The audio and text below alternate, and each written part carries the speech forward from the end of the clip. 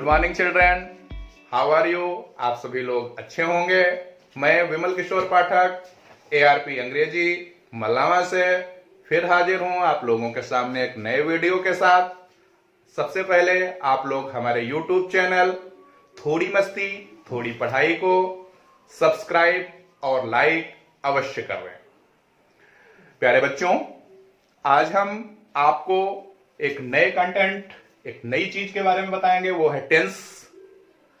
सभी बच्चे जब हम किसी भी भाषा को सीख रहे होते हैं तो उसमें 4 कौशल होते हैं। किसी भी भाषा को सीखने में 4 कौशल का प्रयोग किया जाता है। वो 4 कौशल हैं LSRW, यानी listening, speaking, reading and writing.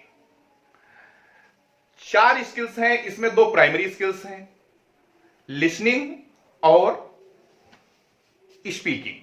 ये 2 स्किल्स प्राइमरी स्किल्स होते हैं और रीडिंग एंड राइटिंग ये 2 सेकेंडरी स्किल हैं। इनके माध्यम से हम लिखना और पढ़ना जानते हैं। तो आज हम चर्चा करेंगे सेकेंडरी स्किल्स पर, यानी जो द्वितीयक कौशल हैं उन पर हम चर्चा करेंगे। उन कौशलों में आता है हमारा, यानी आज का जो हमारा वीडियो है वो अपर प्राइमरी क्लासेस के लिए है। प्राइमरी क्लासेस को छोड़कर अपर प्राइमरी क्लासेस में, क्योंकि हमारे यहां अधिकता प्राय देखा गया है कि प्राइमरी लेवल में टेंसेस का प्रयोग नहीं किया जाता है। जब हम बच्चा हमारा कक्षा 6 में पहुंचता है, यानी 6, 7, 8 में पहुंचता है, तो टेंसेस की चर्चा की जाती है।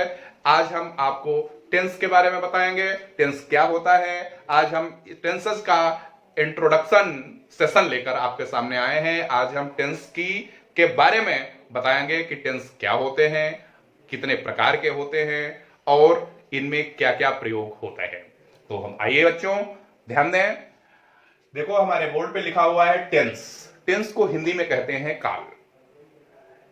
टेंस 3 प्रकार के होते हैं, यानी ये इनके काइंड्स जो हैं वो 3 हैं। एक तो प्रेजेंट, पास्ट और फ्यूचर।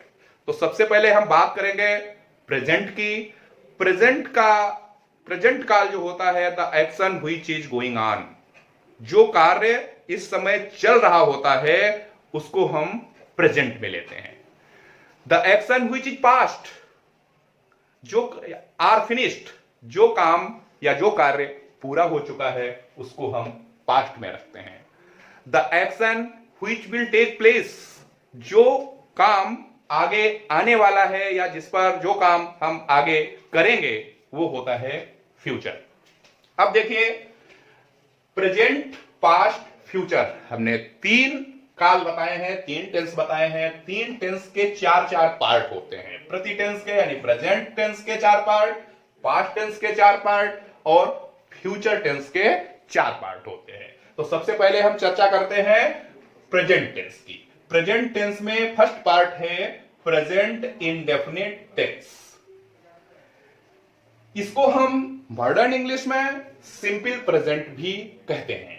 इसके अंतर्गत वर्क जो है, जो एक्शन है, वो रेगुलर होता है, काम चल रहा होता है। इस टेंस के अंतर्गत जो भी हमारे सेंटेंस आएंगे, जो भी वर्क आएगा, जो भी काम आएगा, वो सब रेगुलर होगा, यानी उस समय चल रहा होगा और वो बिल्कुल सत्य होगा, हम अपनी आंखों से देख रहे होते हैं। उसके बाद में सेकेंड है प्रेजेंट कॉन्टिन्यूअस टेंस। दूसरा पार्ट है प्रेजेंट का प्रेजेंट कॉन्टिन्यूअस टेंस। इसको हम प्रेजेंट प्रोग्रेसिव टेंस भी कहते हैं। मॉडर्न इंग्लिश में प्रेजेंट प्रोग्रेसिव टेंस भी कहते हैं। ओरिजिनल है प्रेजेंट कॉन्टिन्यूअस टेंस। इसमें क्या होता है, the action is going on, काम जारी होता है, वर्क चल रहा होता है, अनवरत चल रहा होता है पीछे से। The work action which started in past, काम तो पहले से स्टार्ट हो चुका होता है, लेकिन जब हम देख रहे होते हैं काम हमारे समय चल रहा होता है, कंटिन्यू होता है। उसके बाद में हम बात करते हैं प्रेजेंट परफेक्ट टेंस। प्रेजेंट का तीसरा पार्ट है प्रेजेंट परफेक्ट टेंस। इसमें the action which is finished, यानी वर्क जो होता है, काम जो होता है, कोई भी कार्य होता है वो पूरा हो चुका होता है, तो हम उसको रखते हैं प्रेजेंट परफेक्ट टेंस के अंतर्गत। फोर्थ पार्ट है इसका प्रेजेंट परफेक्ट कंटिन्यूअस टेंस। चौथे पार्ट में हम बात करते हैं प्रेजेंट परफेक्ट कंटिन्यूअस टेंस की। इसको मॉडर्न इंग्लिश में प्रेजेंट परफेक्ट प्रोग्रेसिव टेंस भी कहते हैं। इसमें the action which is started and going on with the point of time, यानी किसी समय को लेकर के यह टेंस चलता है। इस काल में हम जब चर्चा करते हैं तो एक्शन शुरू होता है, चल रहा होता है, लेकिन उसमें कोई टाइम दिया होता है, उस टाइम से पहले बाद में भी कार्य होते रहते हैं। इसके बाद में यह रहा आपका प्रेजेंट टेंस। अब हम चर्चा करते हैं पास्ट टेंस की। पास्ट टेंस में भी 4 पार्ट होते हैं। उसका पहला पार्ट है पास्ट इंडेफिनिट टेंस, इसे सिंपल पास्ट भी कहते हैं। ये भूतकाल का पास्ट टेंस है। इसमें वर्क जो है फिनिश्ड हो चुका होता है, काम पूरा हो चुका होता है, यानी कहते हैं पास्ट इंडेफिनिट टेंस। इस टेंस में वर्क इज स्टार्टेड, काम हो चुका हो, स्टार्ट हो चुका होता है, एंड फिनिश्ड, और हो भी रहा होता है या फिर वर्तमान में हो रहा होता है। हम चर्चा करते हैं पास्ट टेंस की। पास्ट टेंस में भी 4 पार्ट होते हैं। प्रथम पार्ट है इसका पास्ट इंडेफिनिट टेंस, इसको हम सिंपल पास्ट भी कहते हैं। और इसमें जो एक्शन होता है, action is happened but current, काम यानी वर्क जो पूरा हो चुका होता है, हैपेंड हो तो चुका होता है, लेकिन करंट अभी अभी। उसके बाद में हम बात करते हैं इसके दूसरे पार्ट की, वो है पास्ट कंटिन्यूअस टेंस। इसको हम पास्ट प्रोग्रेसिव टेंस भी कहते हैं, यानी an action which is happened but continue. Work कभी पूरा हो चुका होता है, पीछे हो रहा होता है, लेकिन कंटिन्यू होता है, यानी अनवरत चल रहा दिखता है। उसके बाद में हम इसके थर्ड पार्ट की बात करते हैं। पास्ट के थर्ड पार्ट में आता है past perfect tense. The action which is happened and also finished, वो काम जो हो भी चुका होता है और पूरा भी हो चुका होता है, उसमें हम पास्ट, उस वाक्य को या उस दृष्टांत को हम पास्ट परफेक्ट टेंस के अंतर्गत रखते हैं। नेक्स्ट है इसका पास्ट का जो चौथा पार्ट है, वो है past perfect continuous tense. The action which is happened and continue with the time, यानी जो दृष्टांत, जो कार्य, जो एक्शन इसके अंतर्गत रखे जाते हैं, उनमें काम तो पहले हो चुका होता है, यानी वो घटना हो चुकी होती है, लेकिन कंटिन्यू होती है, अनवरत चलती भी तो आपको हमको दिखती है, और लेकिन बाध्यता होती है समय के साथ में। उसके बाद में हम बात करते हैं फ्यूचर टेंस की। फ्यूचर टेंस ये भविष्य बताने वाला टेंस होता है, यानी जो काम अभी तक नहीं हुआ है, that the action which is yet to come, जो समय आगे आने वाला है उस पर हम बात करते हैं, तो उसमें आता है फ्यूचर टेंस। फ्यूचर टेंस के भी 4 पार्ट होते हैं। जिस प्रकार से हमने प्रेजेंट के 4 पार्ट पढ़े, उसी प्रकार से पास्ट के 4 पार्ट होते हैं। नेक्स्ट फ्यूचर में भी हम 4 पार्ट होते हैं। पहला पार्ट है फ्यूचर इंडेफिनिट टेंस, जिसे हम सिंपल फ्यूचर कहते हैं। The action which will be take place, वो काम जो आगे होगा, उस पर हम फ्यूचर इंडेफिनिट के अंतर्गत रखते हैं। नेक्स्ट फ्यूचर कंटिन्यूअस टेंस, इसको हम फ्यूचर प्रोग्रेसिव टेंस भी कहते हैं, यानी इसमें action will take place but continue, यानी वर्क जो होगा वो आगे होगा, लेकिन भविष्य और आगे हम बढ़ के बात करते हैं कि काम आगे होगा और वो कंटिन्यू होगा, यानी अनवरत होगा, उसको हम फ्यूचर कंटिन्यूअस टेंस यानी फ्यूचर प्रोग्रेसिव टेंस के अंतर्गत रखते हैं। इसका थर्ड पार्ट है future perfect. The action will started in future and but finished, वो काम जो आगे होगा लेकिन पूरा होगा। पहले से हमको पता होता है कि कोई काम जब हम शुरू करेंगे वो हो तो होगा भी और पूरा भी होगा, वो फ्यूचर परफेक्ट के अंतर्गत हम रखते हैं। Next future perfect continuous tense, इसको हम फ्यूचर परफेक्ट प्रोग्रेसिव टेंस भी कहते हैं। पूरी घटना वही है, यानी इसमें वर्क आगे होगा और कंटिन्यू होगा, अनवरत चलता रहेगा, लेकिन टाइम की बाध्यता के साथ। तो प्यारे बच्चों, आप लोगों ने देखा कि हमने टेंस के कितने प्रकार हुए। टेंस के 3 प्रकार होते हैं, एक तो प्रेजेंट, पास्ट और फ्यूचर। फिर प्रति टेंस की यानी तीनों टेंस की चार पार्ट होते हैं। प्रेजेंट के 4 पार्ट, पास्ट के 4 पार्ट और फ्यूचर के 4 पार्ट। अर्थात हमारे कुल टेंसेस 12 हुए। कितने 12 टेंसेस जो होते हैं, उनके अंतर्गत हम टेंस की पूरी रूपरेखा को रखते हैं। अब हम आज का जो सेशन है, इंट्रोडक्शन सेशन है, तो हम इंट्रोडक्शन में आपको किसी एक टेंस पर लेकर नहीं चलेंगे। 12 टेंस के बारे में आपको बताया है। इनमें से भी ध्यान रखना है कि इनके अंतर्गत हमें कौन कौन सी चीजें याद रखनी है, माइंड मेकअप रखना है। इतनी चीजें हमारे पास होनी चाहिए, तभी टेंस को हम बखूबी पढ़ सकते हैं, उसको अप्लाई कर सकते हैं और उसको हम हिंदी से इंग्लिश में ट्रांसलेट कर सकते हैं। सबसे पहले आते हैं, इसके कुछ पॉइंट निकाल करके रखे हैं, वो हमारे पॉइंट्स हैं। सबसे पहले देख लीजिए, फर्स्ट पॉइंट में हमने लिखा है वर्ब टू बी। सभी बच्चे जान रहे होंगे कि वर्ब टू बी क्या होता है। आ जाता है कि ये बी की फॉर्म्स बताइए, बी के बारे में बताइए, बी क्या है, कौन सी वर्ब है, तो हम आपको बताएंगे।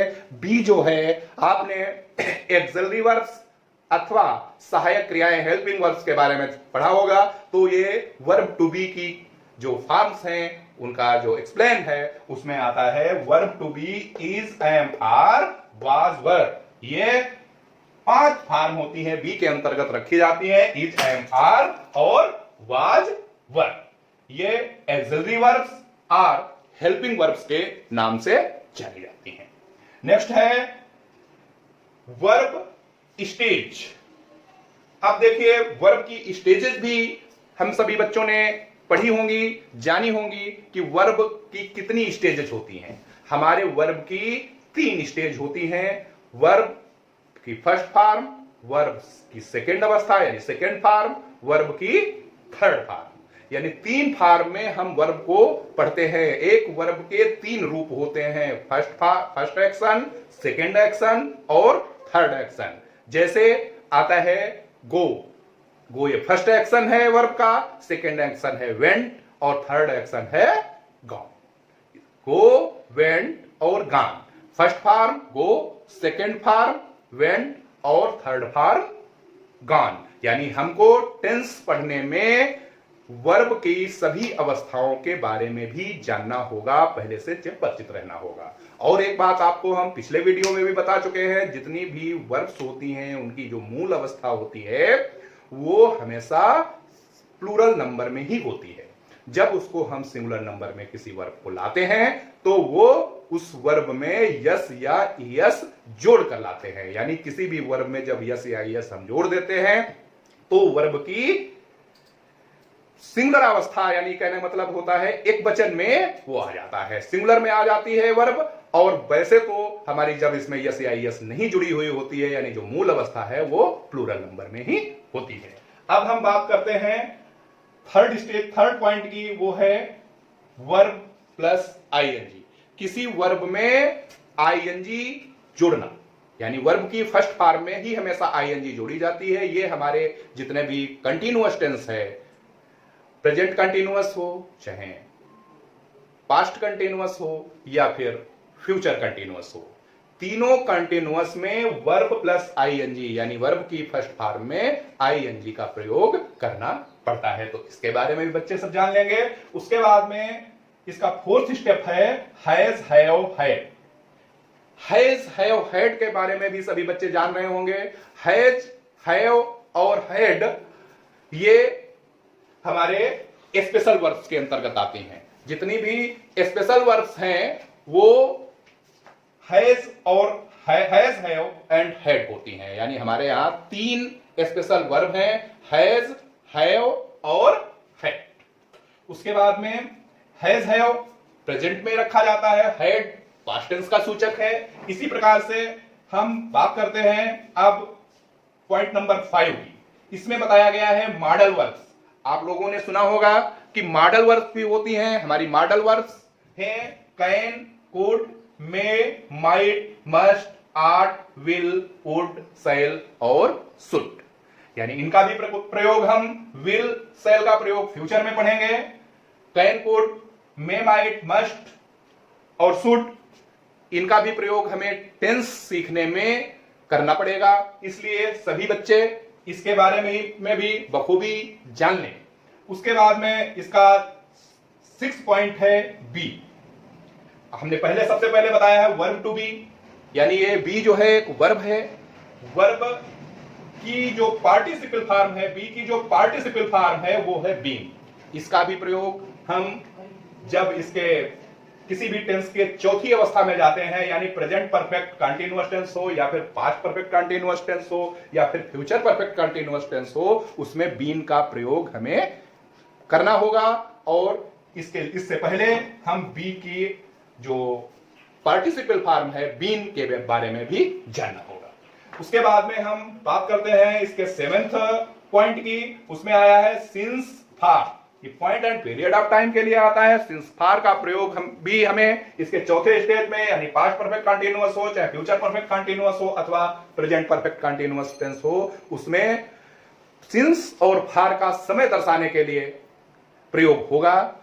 सिंस पॉइंट ऑफ टाइम के लिए होगा, जबकि फॉर पीरियड ऑफ टाइम के लिए होगा। यानी पॉइंट ऑफ टाइम निश्चित समय एंड पीरियड ऑफ टाइम अनिश्चित समय। यानी निश्चित समय के लिए हम सिंस का प्रयोग करेंगे और अनिश्चित समय के लिए फॉर का प्रयोग करेंगे। नेक्स्ट है इसके पॉइंट नंबर 8 में हमने लिखा है प्रोनाउंस। सभी बच्चों को पार्ट्स ऑफ स्पीच हमने एक वीडियो में बताया है, सभी बच्चे प्रोनाउंस के बारे में जान रहे होंगे।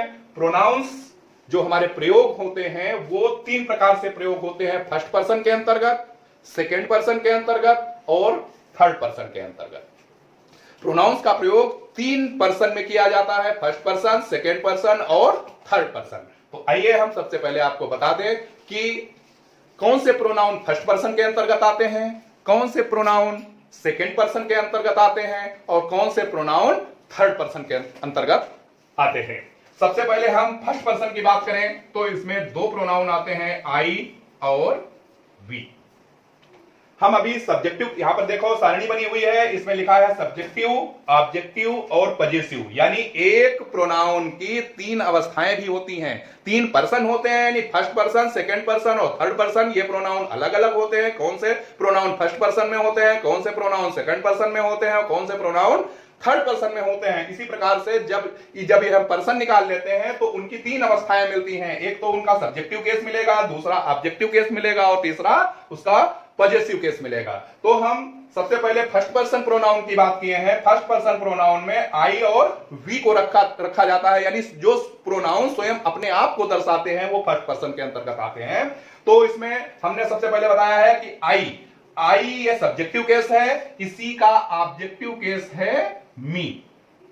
यानी आई के साथ में जब ऑब्जेक्टिव केस इसका प्रयोग होगा तो मी होगा, और जब इसका पजेसिव केस प्रयोग होगा तो माई अथवा माइन। ये रहा हमारा फर्स्ट पर्सन का आई प्रोनाउन। फिर उसके बाद इसी प्रकार से देखते हैं फर्स्ट पर्सन के अंतर्गत आने वाले दूसरे प्रोनाउन का। दूसरा प्रोनाउन है वी। वी जो है ये सब्जेक्टिव केस है, इसी का ऑब्जेक्टिव केस होगा अस। ये जो है इसका ऑब्जेक्टिव केस होगा वी का, और इसका पजेसिव केस होगा आवर। ठीक है, ये रहा आपका फर्स्ट पर्सन के प्रोनाउन। इसी प्रकार से हम सेकंड पर्सन प्रोनाउन की बात करते हैं। तो सेकंड पर्सन प्रोनाउन के अंतर्गत केवल एक ही प्रोनाउन है, वो भी है यू। यू ये सब्जेक्टिव केस है, इसका ऑब्जेक्टिव केस भी यू ही होता है। सब्जेक्टिव और ऑब्जेक्टिव एक ही होता है, लेकिन पजेसिव केस में हम इसको लिखते हैं YOUR। तो हम फर्स्ट पर्सन के प्रोनाउन और सेकंड पर्सन के प्रोनाउन के बारे में जान चुके हैं। अब बात करते हैं हम थर्ड पर्सन के प्रोनाउन पर। थर्ड पर्सन के प्रोनाउन हमारे 4 हैं। सबसे पहले है ही, दूसरा है सी, तीसरा है दे और चौथा है इट। 4 प्रोनाउन जो है ये हमारे थर्ड पर्सन में रखे गए हैं। इसका हमने सब्जेक्टिव केस लिखा हुआ है। अब देखिए, ही का ऑब्जेक्टिव केस होता है हिम। इसी प्रकार सी का ऑब्जेक्टिव केस होता है हर। दे का ऑब्जेक्टिव केस होता है देम, और इट का ऑब्जेक्टिव केस इट ही होता है। अब हम बात करेंगे इन चारों के पजेसिव केस की। पजेसिव केस है ही का हिज, सी का हर, दे का दियर, और इट का इट्स। समझ में आया? यानी हम जब प्रोनाउंस की बात करें, प्रोनाउंस को 3 पर्सन में बांटा गया है, फर्स्ट पर्सन, सेकेंड पर्सन और थर्ड पर्सन में। इनको फिर इनकी अवस्थाएं होती हैं सब्जेक्टिव केस, ऑब्जेक्टिव केस और पजेसिव केस। फर्स्ट पर्सन के अंतर्गत 2 प्रोनाउन को रखा गया है, आई और वी को, सेकेंड पर्सन में केवल यू को, थर्ड पर्सन में ही, सी, दे और इट को। इस प्रकार से इनके ऑब्जेक्टिव केस होंगे, आई का मी, वी का अस, यू का यू, ही का हिम, सी का हर, दे का देम और इट का इट। इसी प्रकार से जब हम पॉजिटिव केस की इनकी बात करते हैं तो आई का हो जाता है माई, वी का हो जाता है अवर, यू का हो जाता है योर, ही का हो जाता है हिज, सी का होता है हर, दे का दियर और इट का इट्स। तो आज हम केवल इतनी ही बात करेंगे, यानी हमारा जो टेंस का इंट्रोडक्शन सेशन था आज हम पूरा करते हैं। अब अगले वीडियो में आपके सामने 12 टेंस हमने आपको बताए हैं, 12 टेंसेज हैं, तो हम सबसे प्रथम टेंस प्रेजेंट इंडेफिनिट टेंस अगले वीडियो में लेकर के आएंगे। तब तक आप लोग पूर्ण तैयारी कर लीजिए। हमारे जितने पॉइंट्स हैं, जितने प्रोनाउंस हैं, इनके बारे में सभी बच्चे हमारे पढ़ लेंगे और उसके बाद में अगले वीडियो में हम लेकर आते हैं प्रेजेंट इंडेफिनिट टेंस, जिसको हम सिंपल प्रेजेंट भी कहते हैं। इस पर पूरी चर्चा होगी, सभी टेंस की पहचान, टेंस क्या होता है, इस टेंस के अंतर्गत किन शब्दों को रखा जाता है, किन वाक्यों को रखा जाता है और वाक्य कितने प्रकार से इस टेंस को कितने वाक्यों में परिवर्तित किया जा सकता है। तो हमारे अगले वीडियो का इंतजार कीजिए और हमारे YouTube चैनल थोड़ी मस्ती थोड़ी पढ़ाई को अभी सब्सक्राइब और लाइक अवश्य कर लें ताकि हमारे अगले वीडियो आप तक आसानी से पहुंच सके। धन्यवाद।